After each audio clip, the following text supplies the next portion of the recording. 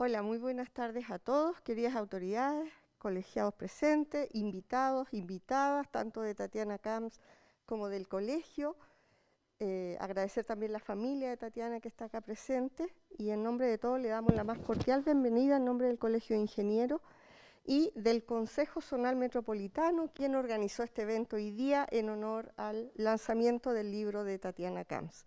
Dejo con ustedes entonces a nuestra distinguida protagonista, ingeniera y amiga Tatiana Camps. Muchas gracias, Joder. Y muchas gracias al Colegio de Ingenieros por la oportunidad de presentar mi libro acá hoy día. Siendo ingeniera es realmente bien motivador y emocionante hacerlo acá y con tantos amigos. Uno de los espacios que he aprendido a desarrollar en esta segunda vida que partió estudiando con Humberto Maturana y trabajando con Carmen Cordero es el espacio de la reflexión. ¿Verdad que me puedo sacar la mascarilla? Es el espacio de la reflexión. De alguna manera este libro es fruto de la reflexión, es fruto de una pregunta, como decía Maturana, siga su pregunta, ¿no? Y fue la pregunta acerca del valor estratégico que las mujeres traemos a las organizaciones. A partir de un taller que hice para puras mujeres, por primera vez en mi desarrollo como consultora organizacional, me tocó trabajar con un grupo de 130 mujeres que no se conocían y la manera afectiva, espontánea, alegre, sincera, entusiasta que ellas se comportaron me sorprendió tanto, porque era tan distinto a lo que yo había visto en equipos mixtos, que eran mi público habitual, mis clientes habituales, y mixtos con un 90% de hombres y un 10% de mujeres, donde la resistencia era fuerte, los silencios prolongados. Entonces quedé muy sorprendida, dije, aquí hay algo interesante que quiero investigar de qué se trata.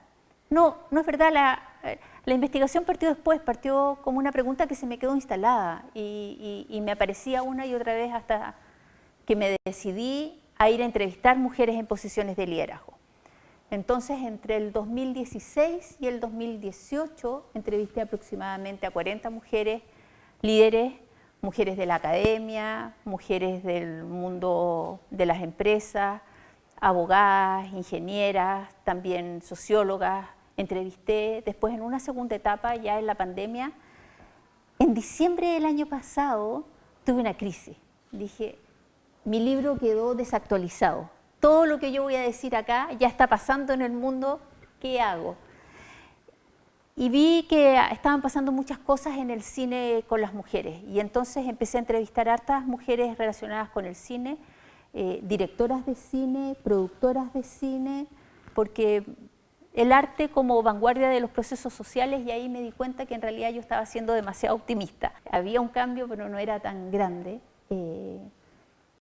Entonces, pero como de 16 mujeres adicionales para actualizar un poco, porque sin duda la pandemia trajo cambios importantes. Y lo que quiero hacer hoy día con quienes me van a acompañar en el panel es justamente un espacio de reflexión. Yo lo que les pedí a ellos fue que leyeran el libro y que se prepararan a compartir con nosotros acá qué les había llamado la atención, qué reflexiones les habían surgido. Y entonces quiero partir haciendo yo eso también. Más que una charla, es compartirles qué me pasó a mí en este proceso de investigación y en el escribir este libro.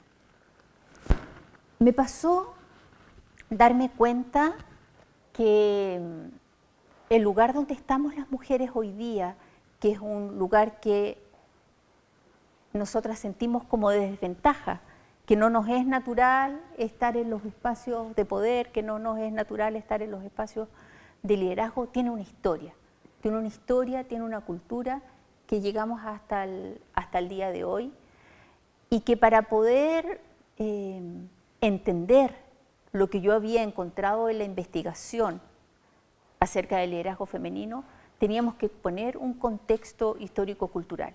Y de eso se trata la primera parte del libro. Y ese contexto histórico-cultural se llama patriarcado. Y el patriarcado entendí que no es el machismo. El machismo es una manifestación exacerbada, negra, oscura del patriarcado.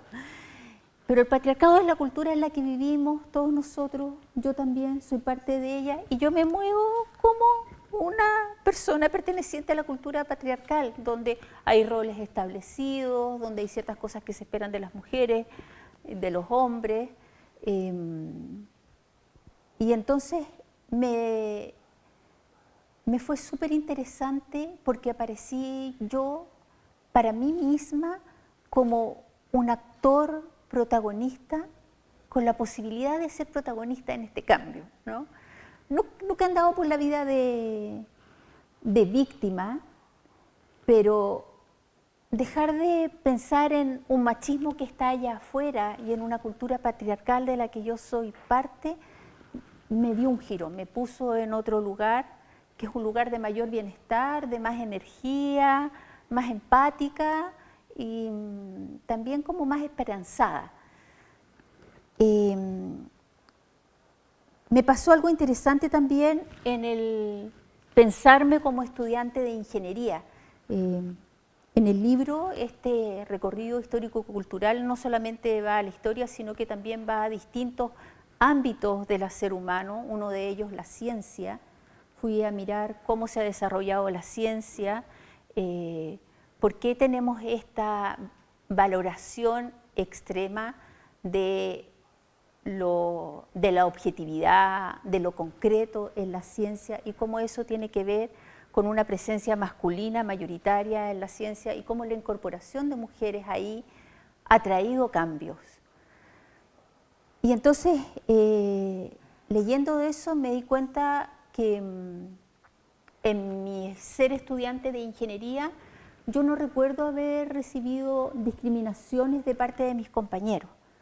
Hacíamos grupos de estudios, además en la Universidad de Chile todos tenemos un lugar, hombres y mujeres, no siento haber tenido problemas con mis compañeros, pero sí pude identificar hoy día una incomodidad que yo tenía entonces, que tiene que ver con la manera incompatible que yo veía la inteligencia y lo femenino, como dos espacios absolutamente disjuntos, donde yo inconscientemente hice una elección. Hice la elección de ser inteligente, porque cuando uno es ingeniero es inteligente. Y de un tipo de inteligencia, de esa que resuelve ecuaciones. Y entonces había un dolor ahí, ¿no? Porque es de alguna manera negarse a uno misma, que me imagino que es lo que viven también las personas que habitan los géneros no binarios o todo esto que los jóvenes nos están enseñando con tanta sabiduría. Entonces, eso fue bien interesante para mí, poder entender que femenino e inteligencia son absolutamente compatibles y que hoy día siento que los tengo muy bien integrados.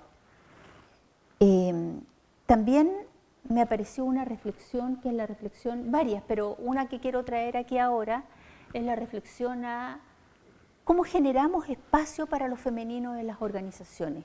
Y me pareció con mucha fuerza la necesidad de hacer un proceso de transformación cultural para la equidad de género.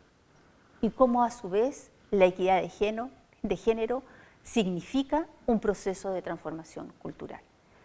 Y ese es el hilo conductor que va a estar aquí acompañándonos esta tarde. Voy a leer un pequeño párrafo. A mí me gusta esta parte, es como ceremonial. Yo veía en las películas que los autores leían un párrafo, entonces yo voy a leer un pedacito también ahora del libro que dice: en una cultura que funciona superando brechas o definiendo líneas base para medir los avances, o sea, analíticamente, cartesianamente, con KPIs, espero que identificar los obstaculizadores de lo femenino pueda servir para implementar políticas y medidas que los resuelvan. Sin embargo, mi propuesta se relaciona con el cambio cultural, la reflexión. el cambio de las estructuras y los valores que mencionábamos como zona hundida del iceberg. Es decir, todas aquellas creencias, estructuras, valores que no vemos, estamos viendo los síntomas, pero bajo esos síntomas hay una manera de organizarnos, hay creencias que dan origen a aquello. En resumen, como decía Maturana, preguntarnos si queremos convivir, si queremos la diversidad, si queremos la equidad. Entonces ahora les voy a ir pidiendo a mis invitados al panel de hoy que vayan acompañándonos. Carmen Cordero Omar. Sí. Carmen Cordero, por favor, si te puedes sentar en el asiento de allá. Sí, en el primero, Carmen, por favor. Sí. Carmen es bióloga, se ha especializado en neurobiología, hizo investigación en el laboratorio de neurobiología epistemológica de la Universidad de Chile durante muchos años, 20 años, cuando estaban ahí el doctor Maturana y Francisco Varela.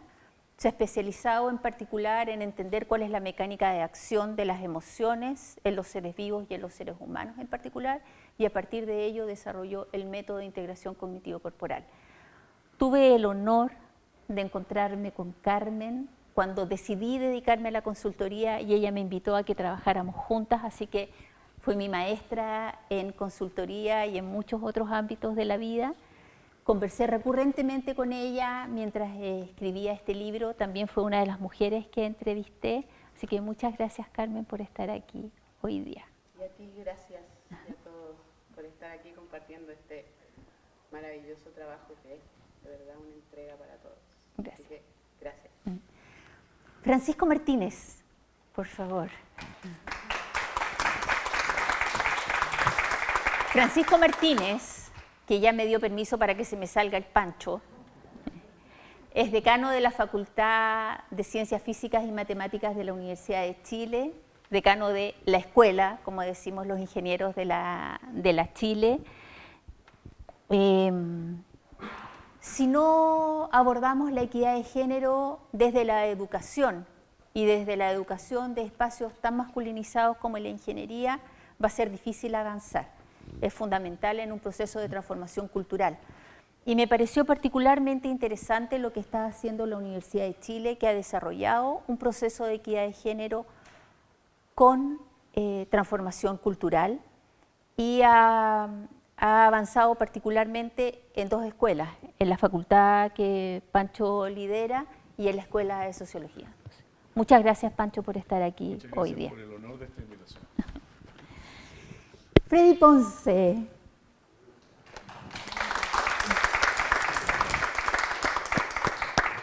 Freddy es socio director de Comunicaciones Estratégicas. Nos conocemos desde la universidad, aunque yo soy más joven, como ustedes pueden ver. Se nota. Sí, y cada vez me pongo más joven. Con Freddy fuimos compañeros de la universidad, participamos juntos en varios espacios en el Centro de Estudiantes, un centro de estudiantes que recuperaba la democracia, ¿no? Entonces que recuperaba también el Centro de Estudiantes para los intereses de que los niñitos vengan a estudiar. No, era un espacio, era un momento histórico y entonces significaba un giro también en el Centro de Estudiantes. Lo conozco desde entonces a Freddy. Freddy siempre nos ha acompañado en las aventuras que hemos tenido con la equidad de género y él tiene experiencia en la comunicación estratégica, tiene un entendimiento de las redes del poder y además tiene mucha sensibilidad respecto a la participación femenina en esos espacios. Muchas gracias, Freddy, por estar aquí hoy día. Gracias a ti por la invitación y reitero lo que dijo Pancho, un honor estar aquí. Gracias. María Laura Acevedo.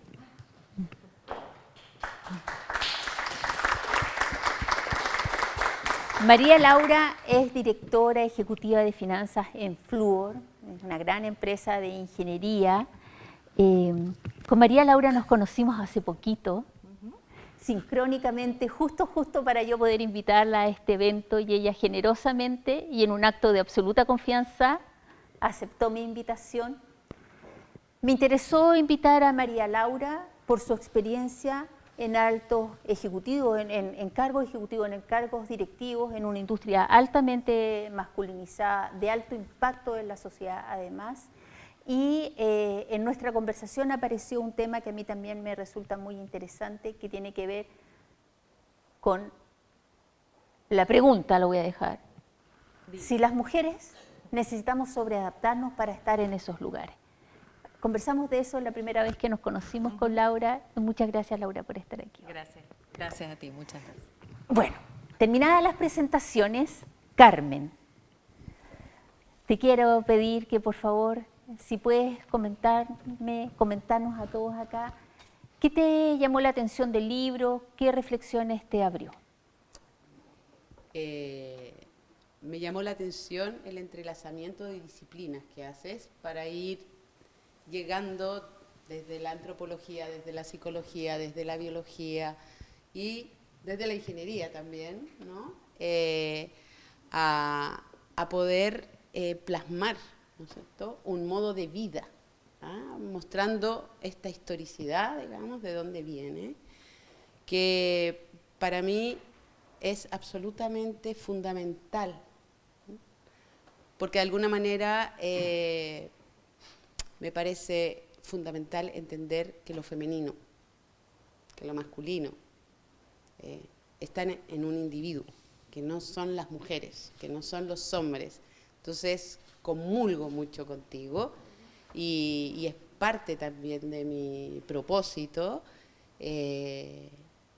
buscar, ¿cierto?, un cambio de transformación social en el cual participamos mujeres y hombres y todo individuo de la sociedad, porque es algo que nosotros hacemos todos los días y perpetuamos desde las costumbres, ¿no? Y desde estas costumbres, solo agregar que no es fácil, y yo creo que en lo que hemos trabajado juntas y en lo que como mujeres, cómo nos adaptamos en todo este sistema, estas tensiones que contaba recién. Y ahí, si yo tuviese que definir lo femenino, aparece de contraparte lo masculino, y no es una contraparte, sino que desde la biología lo femenino pasa a ser una cualidad de comportamiento que definen dinámicas de acción específicas que todos podemos hacer. Ahora, las diferencias es que en cada una de estas dinámicas de acción, a la base hay una emoción. Entonces, esta racionalización que nosotros hacemos, a la base está guiada por una emoción, ¿no? Y, por lo tanto, ¿y qué tipo de emoción? A esto llamamos emociones secundarias. Son aquellas emociones que uno adquiere en la convivencia dentro de una cultura. Y así encontramos que todas las culturas tienen emociones secundarias diferentes, que son diferentes a las emociones básicas: miedo, rabia, alegría y tristeza, ¿ya? Y eso es filogenético, lo tienen los monitos, lo tienen todo. Entonces, un trabajo muy lindo que se genera con Humberto Maturana, cuando él dice, a la base de lo racional está la emocionalidad. Entonces, todas estas caracterizaciones de hombres racionales y objetivos en su mirada, que buscan bajo un supuesto de un mundo objetivo, y las mujeres puestas desde el que tú lo mencionas, ¿no?, desde una subjetividad y una emocionalidad.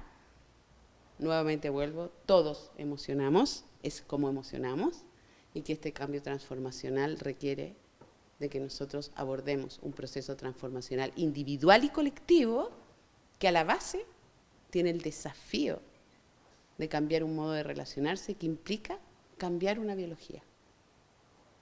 Hoy día nosotros tenemos una biología, tenemos un determinismo estructural producto de recurrencias de modos de relacionar desde que crecimos.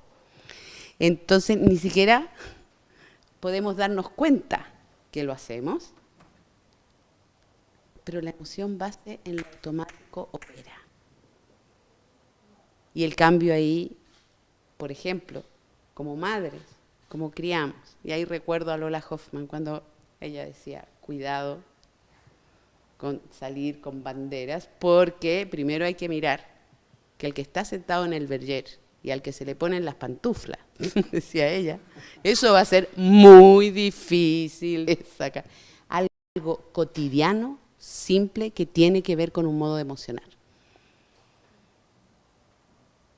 Entonces, ahí lo dejo, y una vez una persona que yo acompañaba me dice, después del taller, después de todo esto, es horroroso verme correr a buscar el diario y las pantuflas. Así que ahí pidió ayuda a la pareja para decir, no me pidas más el diario y las pantuflas, por favor, y hagámoslo juntos para que mi hija no ponga pantuflas, ni lleve el diario, ni mi hijo, y acá viene el tema que Lola Hoffman ponía, pierda la capacidad de emocionar en un femenino que cuida, como dice tu libro. Y eso encuentro central. Así que no me extiendo más y Muchas seguimos gracias. Conversando. Voy al tiro contigo, Pancho. Quiero, en este ejemplo que diste, se me aparecieron dos situaciones. Una, cerrando un taller que creo que fue tu grupo, Valesca, había una ingeniera relativamente joven y en uno de los talleres de liderazgo, liderando desde lo femenino que hago. Entonces, esta típica cierre, con qué se van, qué aprendieron, de qué les sirvió. Y ella dijo, ahora, cuando tengo una idea, me atrevo a mostrarle a mi jefe que es una idea mía y no trato de convencerlo que es una idea de él. Se parece mucho a las pantuflas, como es en la casa, en la pega. Pancho, ¿qué te gustaría comentar del libro? Bueno, primero quiero decir que partir diciendo que mi aprendizaje sobre todo este mundo del feminismo proviene de mis mujeres más cercanas y muy especialmente de las más jóvenes. He sido sometido al rigor del cuestionamiento diario porque la verdad es que uno empieza a reconocer que es muy difícil hacerse cargo y entender qué está pasando, como decías tú, en esta normalidad, en esta vida. Así que lo primero es que agradezco que ellas me hayan tratado mal, porque así he podido entender finalmente un poco más de qué se trata. Ahora, el libro yo diría que tiene dos partes bien distinguidas. En la primera parte disfruté mucho el relato histórico de las evoluciones de las sociedades y en particular rescatando aquellas que tienen una base matrística. ¿Por qué me parecía interesante? Porque en el fondo abre una esperanza, en el sentido de que no es una idea que a alguien se le ocurre, ni es una reivindicación de nada en particular, sencillamente es algo fundamental, que ha estado siempre presente en toda la historia. Así que esa parte me pareció que era una buena manera de abrir una conversación. Y además quiero felicitarte porque como buen ingeniero hiciste una investigación acuciosa, detallada, que claro, debe haber sido trabajosa porque hay mucho material y mucha información. Y en la segunda parte, donde describe las experiencias que has tenido con las mujeres actuales, todas exitosas, mayoritariamente el mundo empresarial y académico, me pareció, uno empieza a descubrir ahí experiencias reales donde se muestra el liderazgo de las mujeres con armas, de las cuales yo creo que nosotros no podríamos decir que estamos muy provistos. Hay mucha evidencia para mostrar eso, y que tiene que ver con, destaco, la horizontalidad del poder, la relación personal, la valoración de la diferencia versus su negación, esto de que somos todos iguales y cuál es el problema, el fenómeno de la paz. Yo ahí pongo un punto de interrogación, cómo se llega a ello, porque es una propuesta muy, bueno, ojalá sí se pudiera lograr, el respeto a la igualdad. El tema de la colaboración es un tema que también, desde el punto de vista ya de las organizaciones, me parece esencial. Esta doble faz que puede tener entre la competencia y la colaboración, y cómo eso se integra en una sociedad que funciona, que está armónicamente organizada. También me llamó la atención un elemento que aparece transversalmente, es que las mujeres no se sienten discriminadas. Y en particular en la facultad eso yo lo escucho siempre. Incluso muchas de ellas alegan de que no quieren tener ninguna relación con discusiones de feminismo, porque eso lo único que hace es discriminarla. Pero efectivamente hay un tema que esa sensación de no discriminarse muchas se descubren después de un gran esfuerzo, como dice mi hija, de ponerse los anteojos morados. Empezar a ver anteojos morados que cuesta mucho ponerse, no llegar a ponerse los anteojos morados. Pero cuando uno empieza a tratar de ponérselo y vivir con eso, empiezan a aparecer estos aspectos que cada vez se hacen más profundos y fundamentales. Es un proceso bien difícil de profundizar.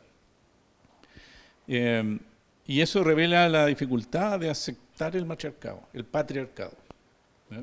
Es una dificultad bien profunda. Yo hice una encuesta, estuve de viaje la semana pasada mientras leía el libro, encuesté a varios profesores y profesoras con las cuales me encontré, y varios de ellos no reconocían el fenómeno del patriarcado. Y hablo de economistas famosos en el mundo. Sí. Lo cual a mí me llama la atención, porque uno puede reconocer la dificultad de entenderlo, pero descartar la existencia quiere decir que ya es un tema más profundo. Y en el caso de algunas profesoras, también les costaba aceptar de que hay un problema que abordar. No sé si esto es particular de los economistas, pero tengo la sensación de que tienen algo asociado a la competencia como estrategia de sobrevivencia y de organización.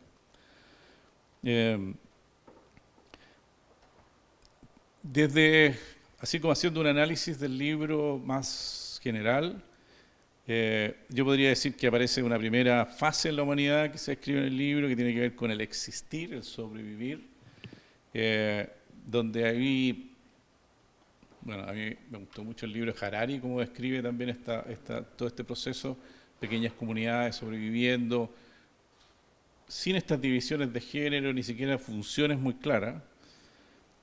Después viene una fase de sobrevivir organizadamente, donde aparece este patriarcado. Cuando empieza a aparecer una organización, empieza a aparecer el patriarcado y aparecen los sacerdotes y todos estos personajes que empiezan a dominar muy temprano en la civilización. Yo diría que la tercera fase que estamos discutiendo hoy a propósito de este libro es el vivir. No solo el sobrevivir, sino que el vivir, el tener una buena vida.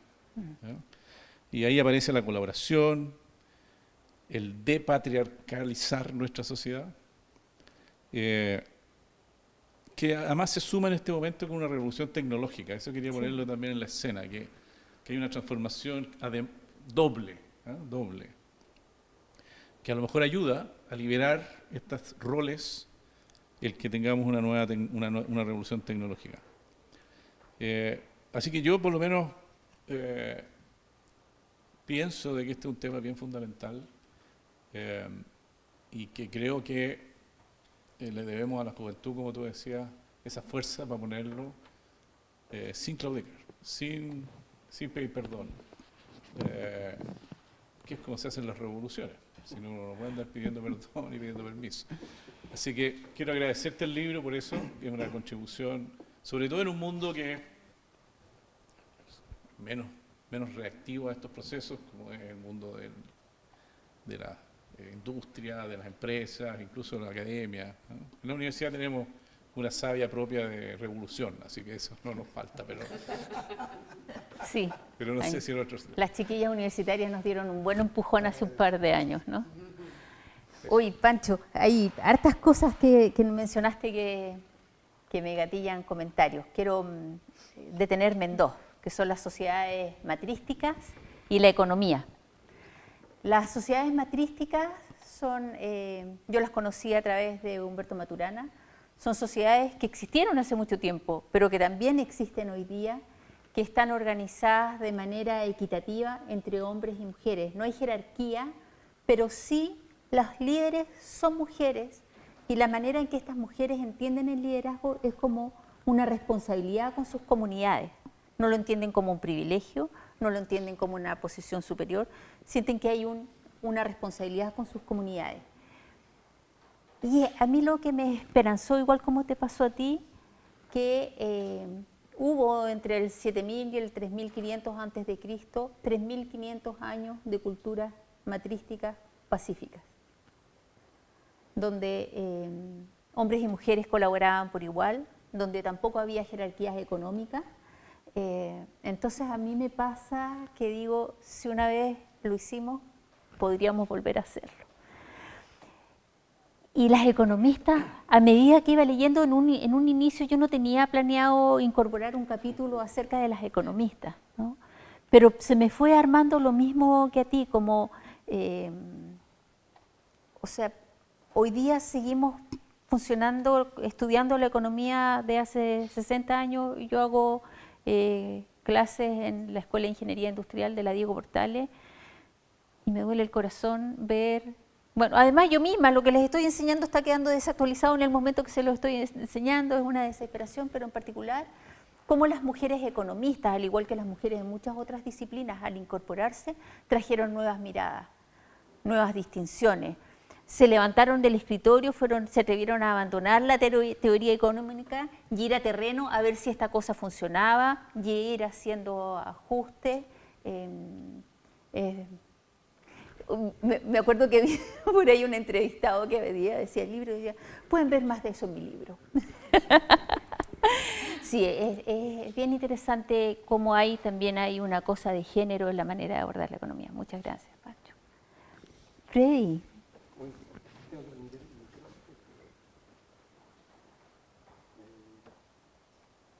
Ahí está bien, ¿no? No te escucho. Sí, parece que sí. Parece que sí, ¿está bien? Ya.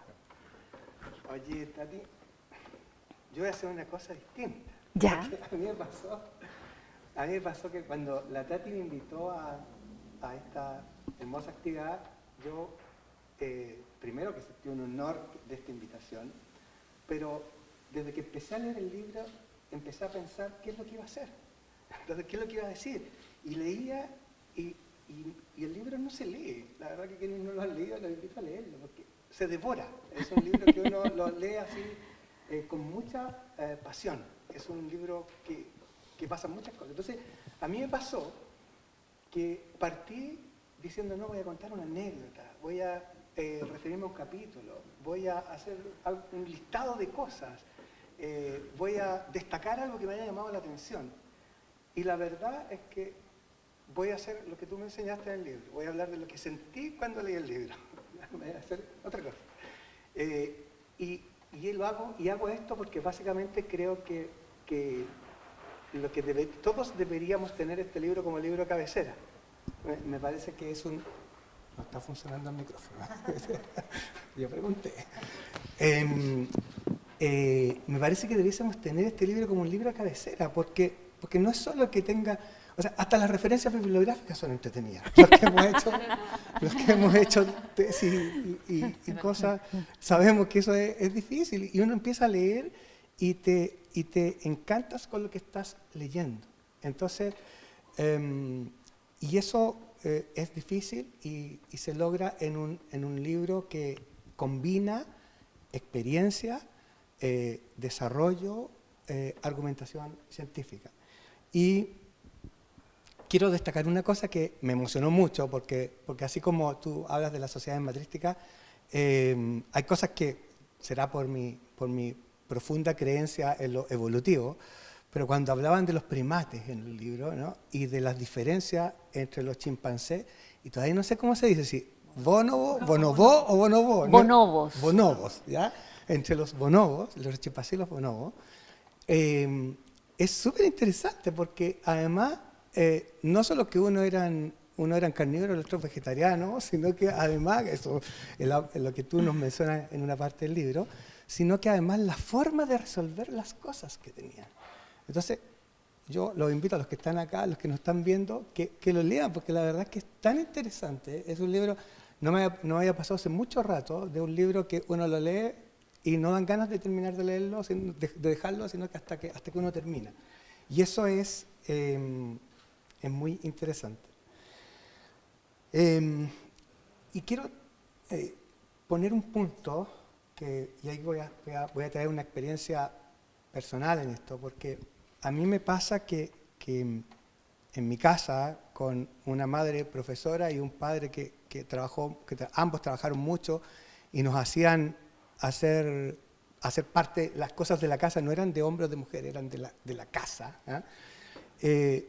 Siempre entendimos que para ser felices nosotros teníamos que luchar contra 3 monstruos o 3 fantasmas que todos los días podían aparecernos, que era el egoísmo, la envidia y la vanidad. Y que yo creo que son cosas que uno, a medida que cuando se levanta, yo todos los días me levanto que tengo que luchar contra esas cosas porque la verdad que son unos fantasmas que a uno le aparecen. Y cuando yo leí tu libro, Tati, lo que me pasa es que esas cosas están tan bien reflejadas. Lo que me pasó a mí es que cuando yo leía, me da la impresión y me da la sensación que parte de esos fantasmas tienen que ver con la cultura en que nosotros vivimos. Que si tuviéramos una cultura matrística, probablemente estos fantasmas estarían más lejos, como en Harry Potter. Estarían lejos, ¿no? Serían unos Voldemort más lejanos. Entonces me parece que eso es muy interesante y hace una reflexión importante.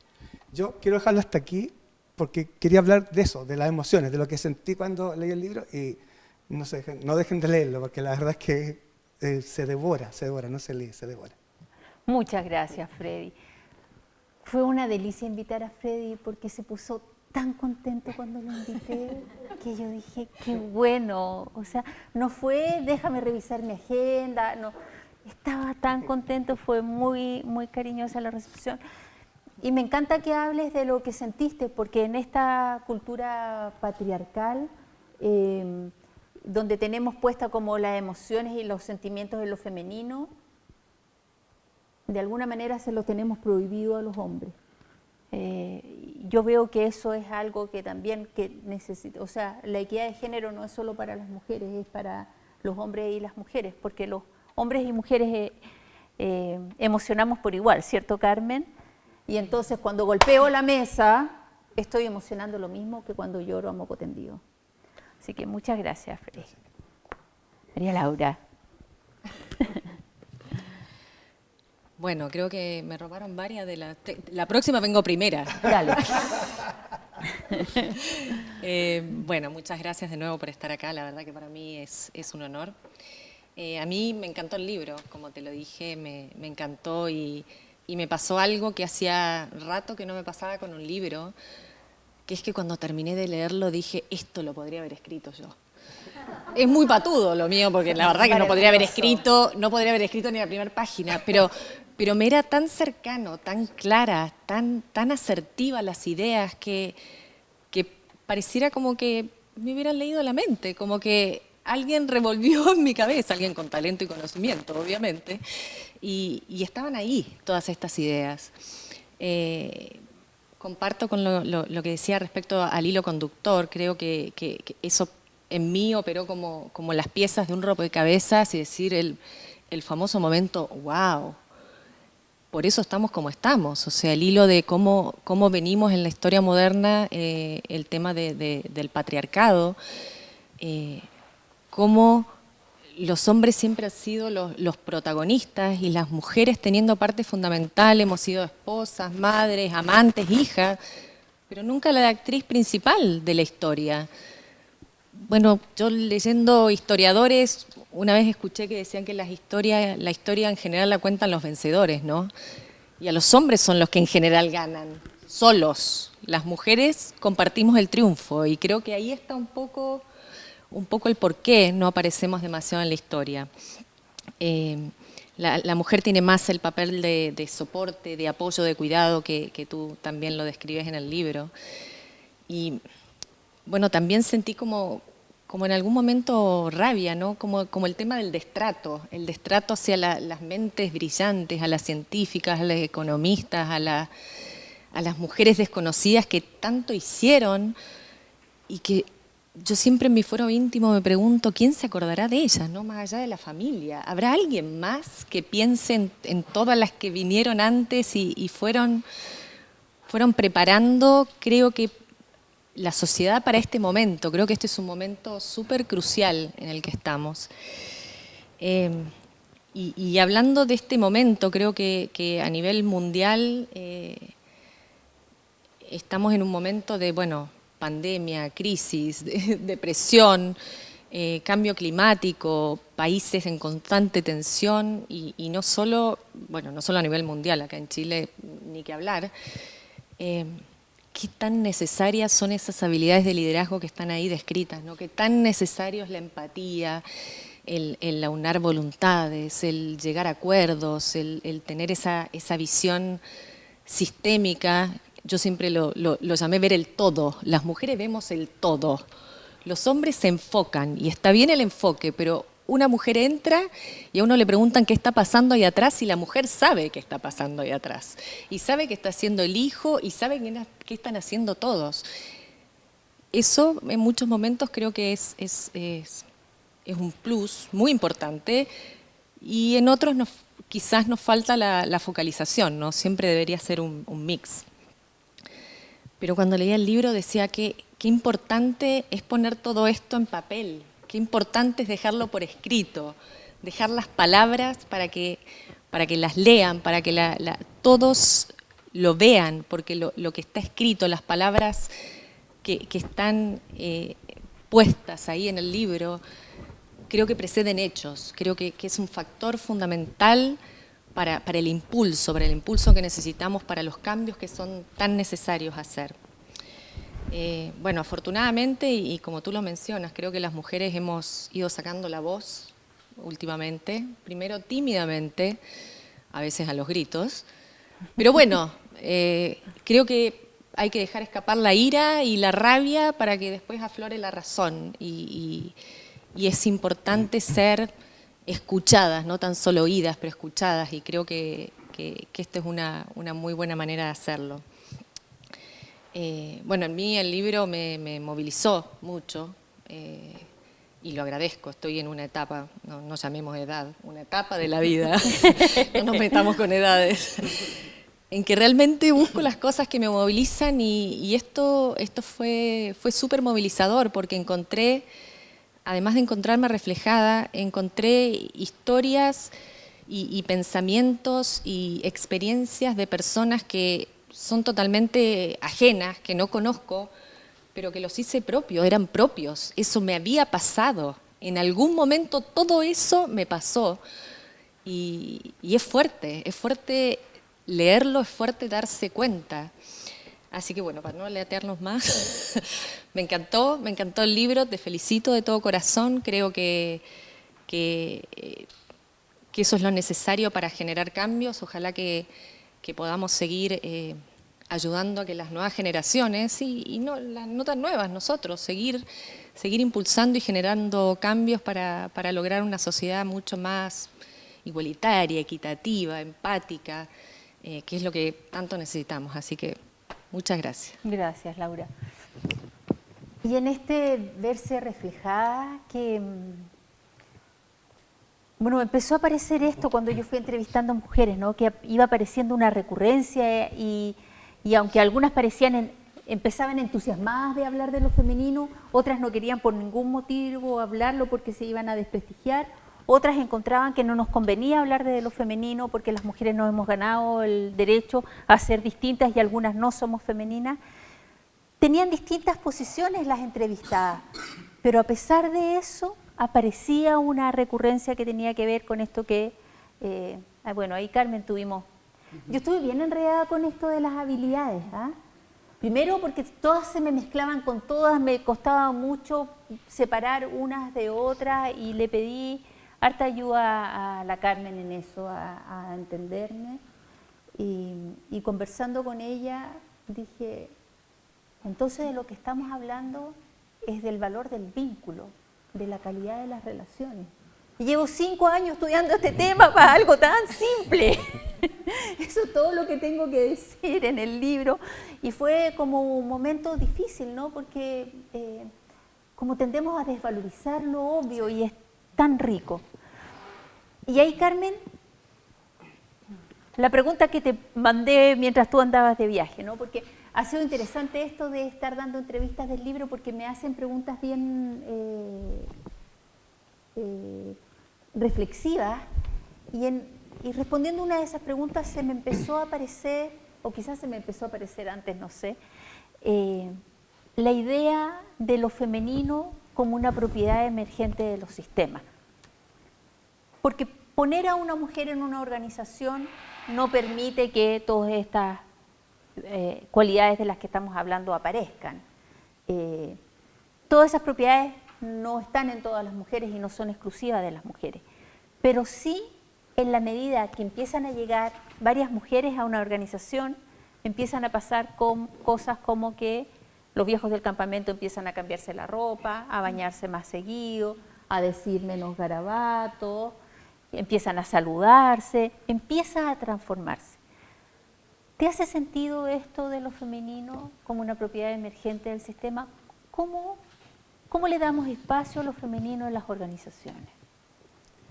A ver, yo partiría ahí con la experiencia de haberte visto. Generar espacios donde emerge un modo de relacionarse que tiene que ver, ¿cierto?, con cómo vas, ¿cierto?, dándole el espacio al otro en una legitimidad, con una atención sobre el otro, en la cual a mí me sorprendía verte muchas veces casi en una plasticidad, como tú lo mencionas también, en relación a, puedo tener opinión de que lo que está haciendo el otro es bueno, malo, pero la plasticidad para abrirse a escuchar y que el otro en esa relación, porque eso es muy bonito, el acoplamiento estructural que hablas, ¿no? Y tú lo haces. En que solo el acto de la disposición, de la dinámica de acción, como decía yo antes, ¿no?, que tiene que ver con cómo muevo la mano, como decía Maturana, no puedo decir, porque yo los quiero tanto, ¿no? Me ponía la mano así, ¿no? O sea, porque socorro, no me quieras, cariño malo, ¿no? ¿No? Como hiciste recién, porque yo te quiero, entonces te voy a exigir. Entonces, no me quieres, ¿no? Ese espacio en que lo que uno observa cuando tú haces emerger eso, es que estás en un acoplamiento, en una legitimización y en un deseo que está detrás de tu pregunta, que es muy bonito, y permitiéndote ver ahí, y un ver que no es un ver objetivo, porque bajo ese supuesto no vemos al otro. Es muy terrible lo que pasa con eso. No le podemos poner KPI. No podemos. No le podemos poner KPI al valor de lo femenino. No. ¿Qué hacemos? ¿Qué hacemos? Y sin embargo, si además en la organización está cómo debo ser, como cuando pasan los protocolos. En la escuela, yo también hago clases. En la escuela. En ingeniería civil industrial. En esto de cómo debo ser, cómo me debo parar, cómo debo decir. Yo digo, nada de eso va a resultar. Entonces, esta pregunta que tú me haces, ¿cómo emerge? Yo digo, un valor del libro y un valor de tu hacer, que es un libro que tiene una práctica. Y es una práctica que tú generas y en esa práctica otros aprenden, ¿no? Entonces, ahí vemos que el aprender a generar un cambio transformacional tiene que ver con un hacer juntos, que no es una palabra así como poética, aunque Maturana decía es poético. Yo digo, este hacer juntos, en donde tengo que poner la atención, ¿a dónde tienes tú la atención? ¿Dónde la tengo yo? ¿Cómo nos juntamos? ¿Cómo aparece el otro? Entonces, en esa relación de vínculos, de legitimizar, de escuchar, de soltar en una plasticidad, de buscar, y ahí, desde mi punto de vista, son súper importantes el entendimiento de cómo no controlar las emociones, sino modularlas en la relación. Porque si no, de nuevo, estamos en cómo debemos emocionar, cómo debemos, entonces, ¿debemos ser colaborativos? Entonces, esa palabrita previa, es que si no, no vamos a... Sí. Entonces, la emergencia aparece en todas las cualidades que tú mostraste, ¿no? Que además las muestras desde, como dice María Laura, leíste algo que tú vivías todos los días, a mí me pasa lo mismo, ¿no? Y esa emocionalidad.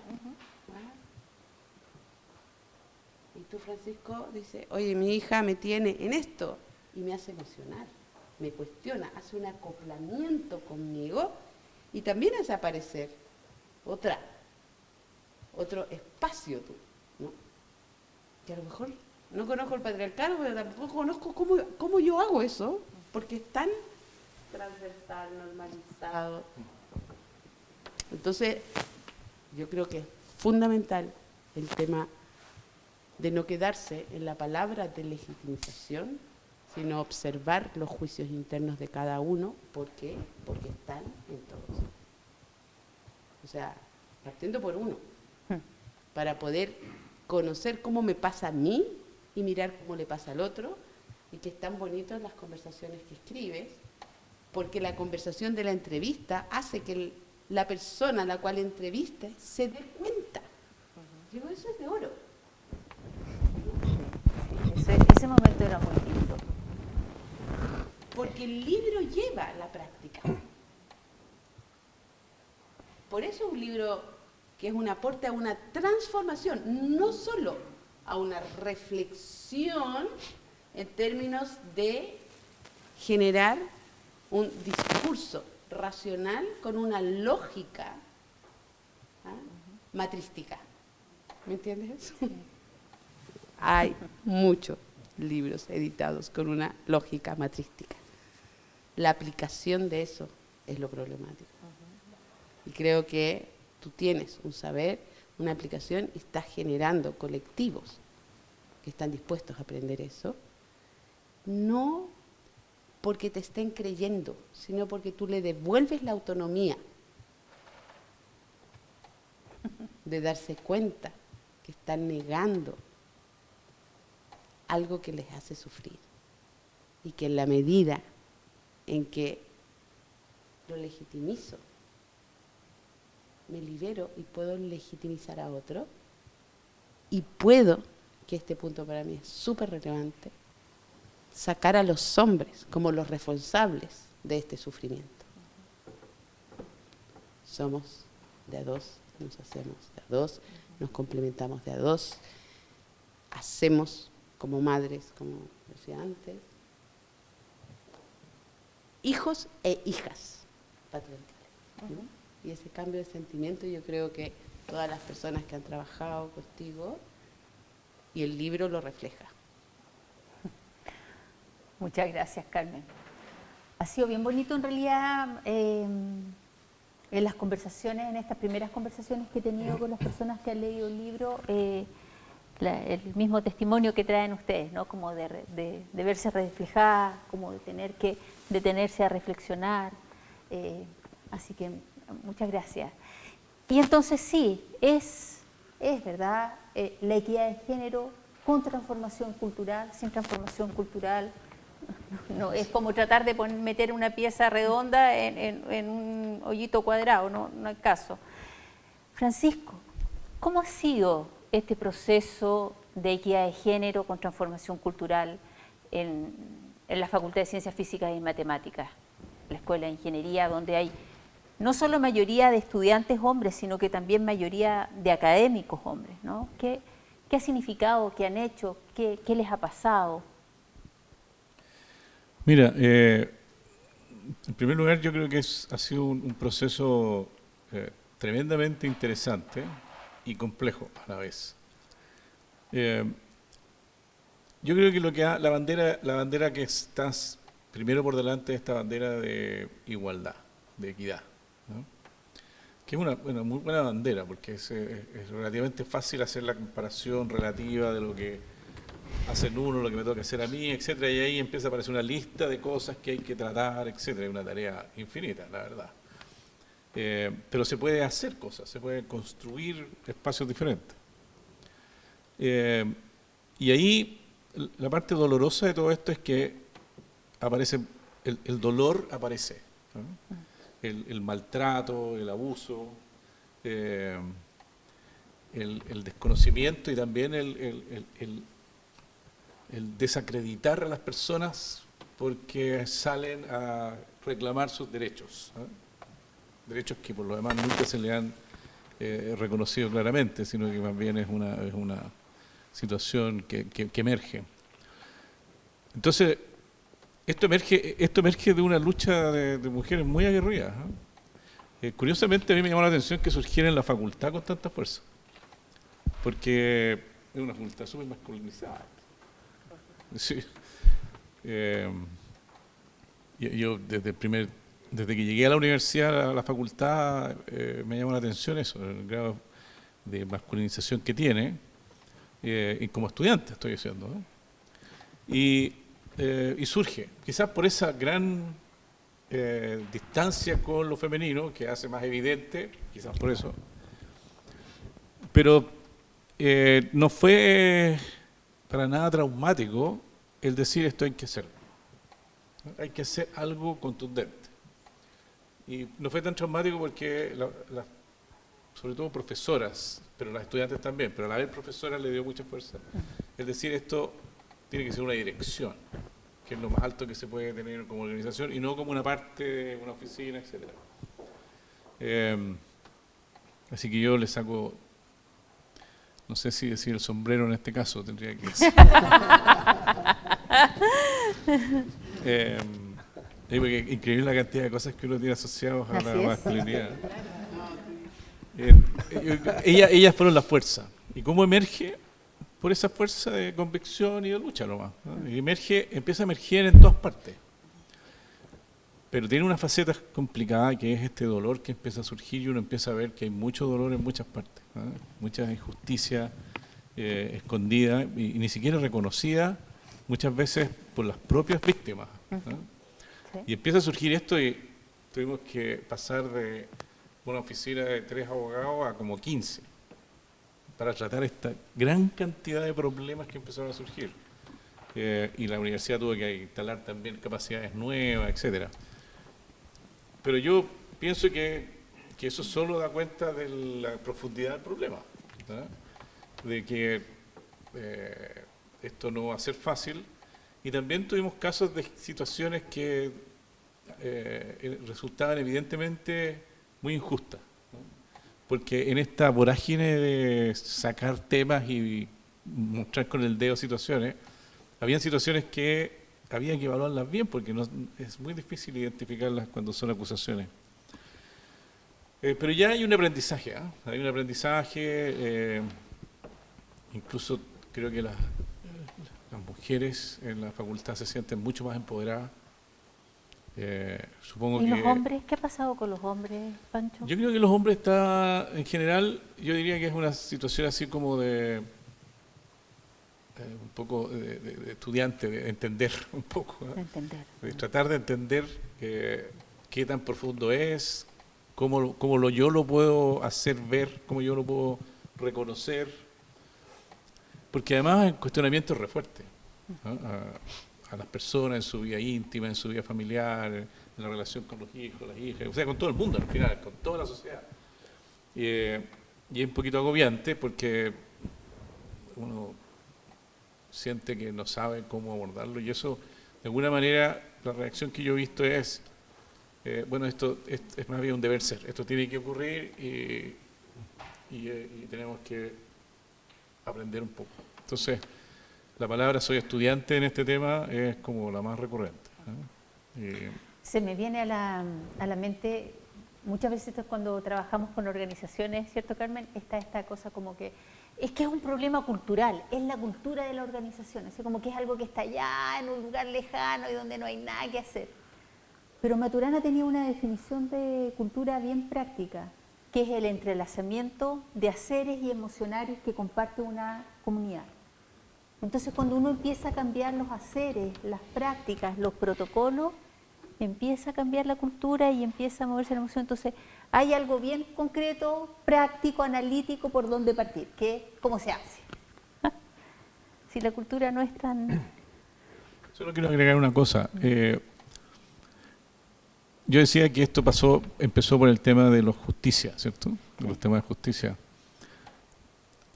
Pero yo creo que poco a poco estamos empezando a vislumbrar aquello que va más allá de la justicia, que es como la buena noticia, la esperanza y el optimismo de tener una sociedad diferente. Y creo que es una dimensión totalmente nueva. Es toda una dimensión nueva de lo que es la vida. Y creo que esa es una... Yo te traía una pregunta, que es ¿cómo va a ser esa vida? ¿Cómo la piensas tú que va a ser, ya que has estado metido en este tema? Yo le pregunté a algunas de mis entrevistados, yo también hice mi entrevista. Y la respuesta de que la dimensión de las emociones empieza a aflorar y a hacerse parte necesaria y reconocida, fue la respuesta más transversal, más sistemática. Yo creo que será parecida a lo que describen las sociedades matrísticas, ¿no? Una sociedad donde el cuidado mutuo está al centro y donde no es un objetivo. Yo me acuerdo, lo que yo más he estudiado en organizaciones es la colaboración, y cuando empecé a leer acerca de colaboración en organizaciones era como una herramienta para la productividad, una herramienta para la plataforma colaborativa. Y lo que yo veía que pasaba en las organizaciones no era eso. Era que cuando las personas empezaban a reunirse, a escucharse, a hacer cosas juntos, empezaba a aparecer el cariño, y cuando aparecía el cariño me importaba el otro, entonces quería que él cumpliera su meta y me atrevía a ofrecerle algo, me atrevía a pedir ayuda y ocurría la colaboración, no era un propósito.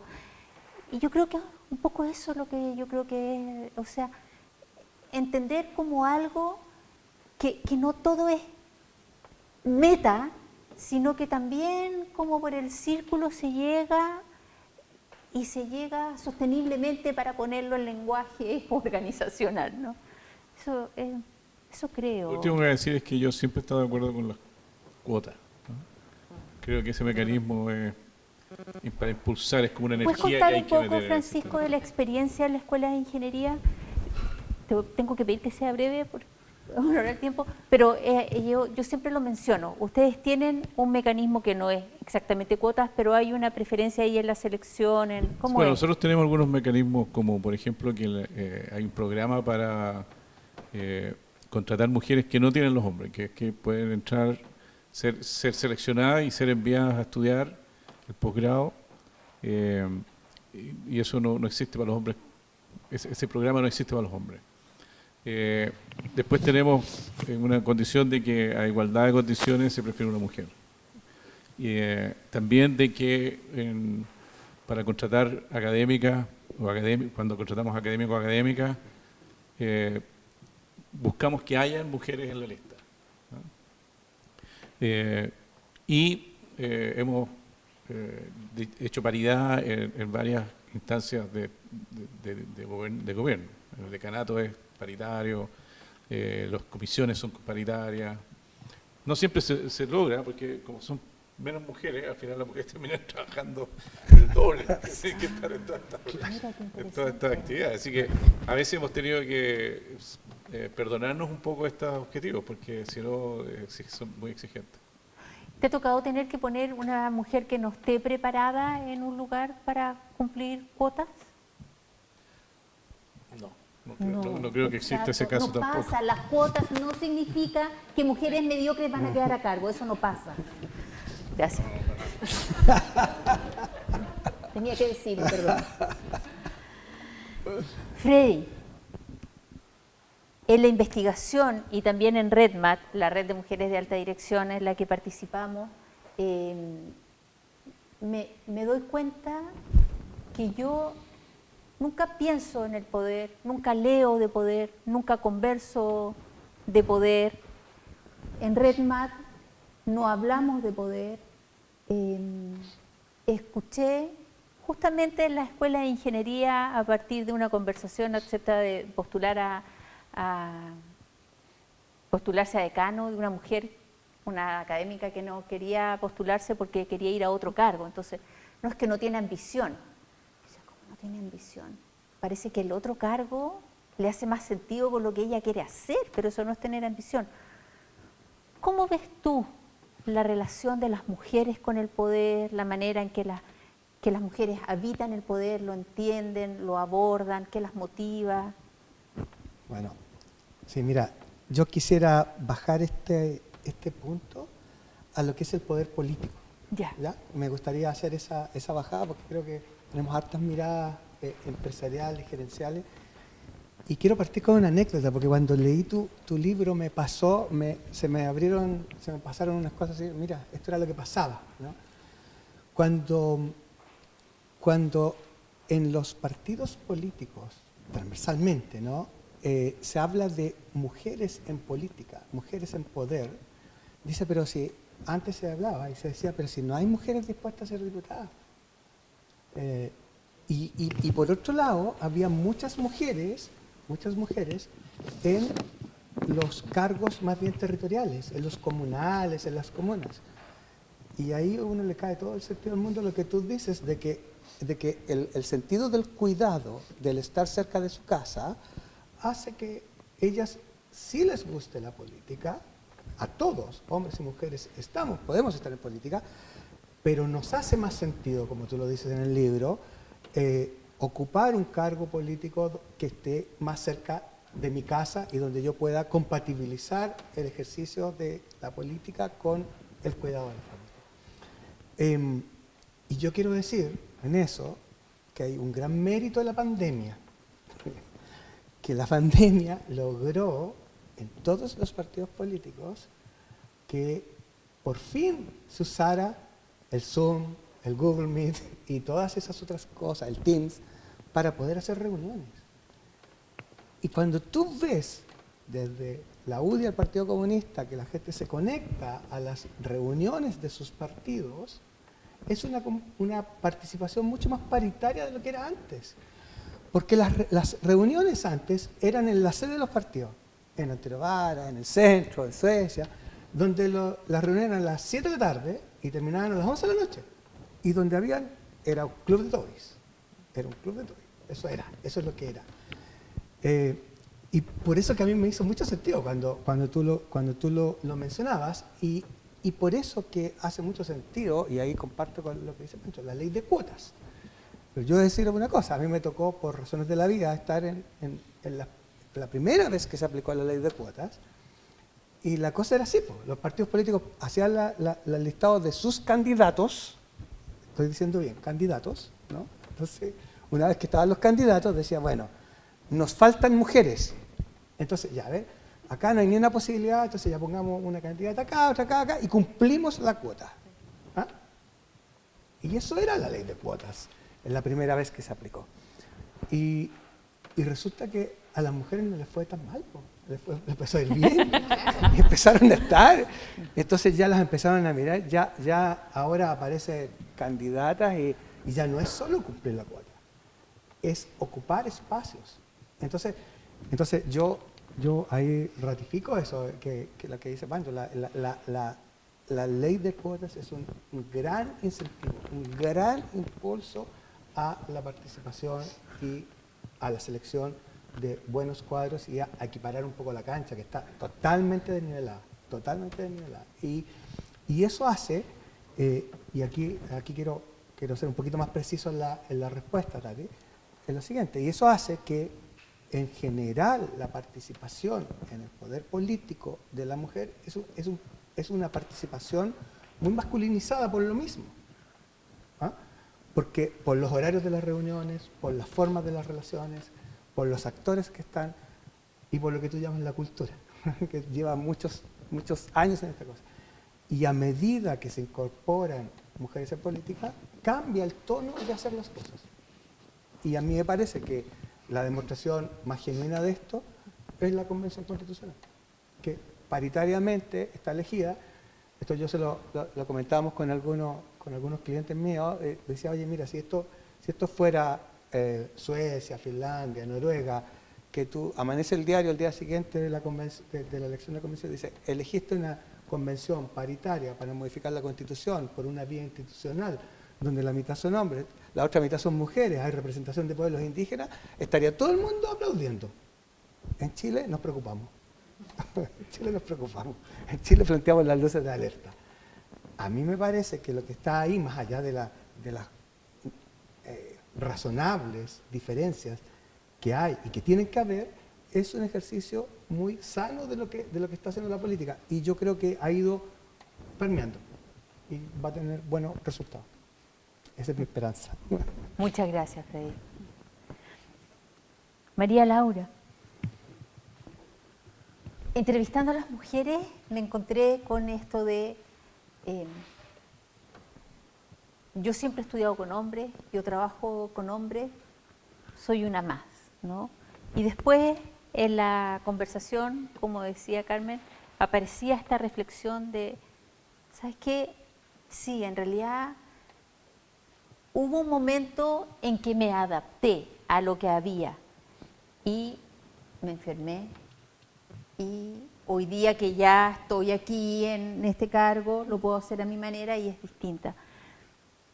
¿Ves tú que hay un camino de sobreadaptación de las mujeres en un espacio masculinizado? ¿Crees que es necesario hacerlo? ¿Cómo ha sido tu experiencia? ¿Qué te gustaría comentarnos respecto a la pregunta, ¿nos sobreadaptamos las mujeres a los espacios masculinizados? Sí, absolutamente. Bueno, al menos en mi caso, mi experiencia, yo sufrí un proceso de masculinización importante, del cual tuve que desprenderme, desaprenderme, volver a conocerme y a partir de ahí volver a liderar. Creo que es la historia que comparto con muchas mujeres con las que he hablado. Desde el tema familiar, cuando era niñita, las mujeres en la familia, si querían salir a trabajar, eran profesoras o maestras, porque mejor para estar mejor en la casa, 4 horas afuera. Por suerte tuve un padre que lamentablemente perdí demasiado pronto, cuando era muy niñita, pero tenía una visión distinta, ni siquiera me puso aros cuando nací, que para mí me pareció así como un acto de rebeldía total, porque dijo, no es necesario que una mujer, porque ¿dónde está escrito que una niña tenga que tener aros para que sea niña y si no es niño? Bueno, mi proceso de inserción en el mundo laboral fue siempre teniendo roles, modelos, digamos, masculinos, además de mi familia, que eran la mayoría hombres, los profesores hombres. Me metí muy joven en el mundo de la minería y eran todos hombres. Entonces aprendí que para funcionar tenía que ser hombre, tenía que ser dura, tenía que ser muy estricta, no podía mostrar ninguna emocionalidad, que honestamente me sirvió porque siendo muy joven en posiciones de liderazgo, pasé por situaciones feas, no sé, el 90% de las veces cuando entraban los colegas a una sala de reuniones y yo estaba en la misma reunión me pedían que les trajera un café. hace 25 años, no hace tanto. Era la que siempre tomaba notas. Y alguna que otra situación de acoso que hoy, por suerte, esas son, creo que, inexcusables, pero en esa época se las dejaba pasar. Entonces el ser dura me sirvió y el tener fama de que hay que tener cuidado porque te puede decir cualquier cosa. Y el cualquier cosa es decir, ubicar a la otra persona y decir esto no está bien o poner límites. El utilizar el sarcasmo, que lo tengo muy arraigado como para resolver situaciones que no deberían ser así. Bueno, yo, como ustedes habrán dado cuenta, soy argentina, pero hace casi 18 años que vivo acá y el traslado fue un desafío que en mi vida me hubiera imaginado porque yo en esa época estaba con mi marido, que ahora es mi ex marido, y nos vinimos con mi familia. Yo era la proveedora. A mí me trasladaron con mi marido y mi hija. Y era ir a todas las reuniones de apoderados o a cualquier reunión y al que le preguntaban era mi marido, ¿y por qué te viniste a vivir a Chile? Y yo decía, a mí me trajeron. Era como totalmente anulada. Para mí fue un shock. Fue como decir, wow, ¿cómo asumimos que el proveedor es el hombre y que el que le va bien, el exitoso? Y eso hasta me generaba culpa a mí. O sea, como disminuir mis éxitos, mis logros, tratar de, no, bueno, sí, nos vinimos, pero él también trabaja remoto. No, mentira, él se ocupaba de mi hija y de su hija. Pero hay un prejuicio muy arraigado, muy inconsciente, porque obviamente nadie lo hizo con maldad ni con el ánimo de ofender. Es simplemente como es. Pero bueno, después de varios años me di cuenta que yo no quería ser esa persona dura. Como tú dices, cuando uno va creciendo, no me sentía cómoda. Sí, tengo ciertos rasgos, tengo mi sarcasmo, mi humor ácido, siempre lo voy a tener. Soy dura, soy rígida, pero soy buena persona, soy empática, soy honesta, me encanta conocer las personas, me encanta trabajar en equipo, pero eso era un lado que estaba como súper reservado a mis íntimos, a mi equipo más íntimo. Para todos los demás seguía siendo que, ojo con la jefa, a todos les avisaban, ojo con la jefa. Pero bueno, llegó un momento en que mi cuerpo, antes que yo, mi cuerpo me dijo, basta. Y empecé a sentirme mal y me empecé a enfermar. Y después de años de terapia, de construirme y volver a construirme, me di cuenta que esta nueva versión de mí, que era la que siempre fui, me iba, pero muchísimo mejor, increíblemente mejor. Mis equipos funcionaban perfecto, mi carrera fluía y yo era feliz en el medio. Dije, wow, esto es la fórmula de la felicidad, ¿cómo no me di cuenta antes? Lástima que uno tiene que pasar por hartas cosas, ¿no?, para darse cuenta, pero bueno, yo cuando hablo, tengo equipos de mentoría de mujeres y con algunas estudiantes de ingeniería, lo que siempre les digo es que yo lo que aprendí a través de mi carrera profesional es a ser mujer. A ser hombre ya había aprendido. Yo aprendí a ser mujer en el trabajo, que es lo que a mí más me costó. Así que, bueno, esa es un poco mi experiencia. Muchas gracias, Laura, porque esto que cuenta María Laura no es un problema de ella, es muy común. Yo también lo viví cuando trabajé en el mundo de la construcción, no la minería exactamente, pero también como proveedores de minería, y que muchas de mis entrevistadas y de las mujeres que vienen a los talleres también lo mencionan. Quiero ir cerrando, y quiero ir cerrando con una última frase, párrafo del libro que yo, la verdad es que la autocrítica no es una de mis fortalezas. No es que ande de cachetona por el mundo, pero en general cuando me preguntan cómo te fue, yo contesto que bien. Suelo quedar feliz con lo que hago. Y este párrafo en particular me gusta mucho. Pero antes de ir al párrafo, quiero darle las gracias a mi familia que está acá hoy día de nuevo. Mi marido, mis hijos, mi hija no pudo venir por cuestiones de la universidad, Y mi papá acá hoy día, que a mí a veces me cuesta un poco entender que hay mujeres que les enseñaron, que les dijeron que habían espacios que no eran para ellas. Yo cuando niña quise ser secretaria, me regalaron una máquina de escribir. Quise ser doctora, me regalaron un set de un botiquín de medicina. Quise ser ingeniera, me regalaron un Lego.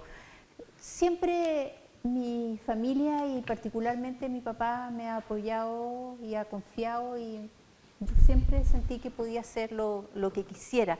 Y me pasó lo mismo estudiando en el Liceo de Niñas.